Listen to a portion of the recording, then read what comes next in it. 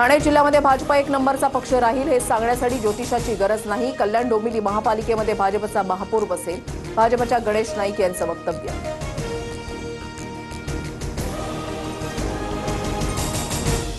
कथित शिखर बँक घोटाळा प्रकरणामध्ये रोहित पवारांना जामीन। रोहित पवार आरोपी नसून त्यांना शिक्षा देऊ शकत नाही, कोर्टाचं मत। तर एफआयआर मध्ये अजित पवार आणि मुश्रीफांचं नाव, रोहित पवारांची टीका।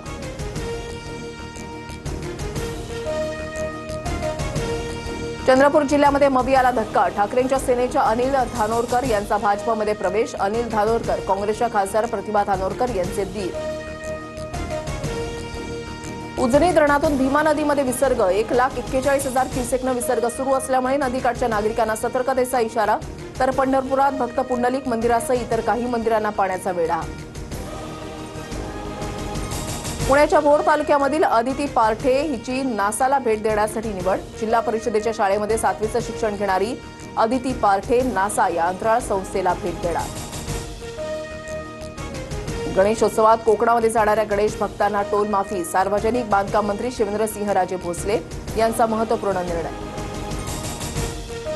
दिवाळीमध्ये दैनंदिन वापराच्या वस्तू स्वस्त होणार। जीएसटीच्या 5% आणि 18% स्लॅबला केंद्रीय मंत्रिमंडळाची मंजुरी। 12 आणि 28% स्लॅब रद्द होणार। भारताचे परराष्ट्र मंत्री एस जयशंकर रशिया दौऱ्यावर। एस जयशंकर यांनी घेतली रशियाचे राष्ट्राध्यक्ष पुतीन यांची भेट। तर दोन्ही देशांच्या परराष्ट्र मंत्र्यांच्या बैठकीमध्ये सुरक्षा, व्यापार, तंत्रज्ञान या मुद्द्यांवर चर्चा। आशिया कप स्पर्धेमध्ये 14 सप्टेंबरला दुबईमध्ये भारत पाकिस्तानचा सामना होणार। आंतरराष्ट्रीय स्पर्धांमध्ये भारतीय संघ सहभागी होणार। भारत पाक सामन्यावर बंदी घालणं योग्य नाही, भारतीय क्रीडा मंत्रालयाकडून स्पष्ट।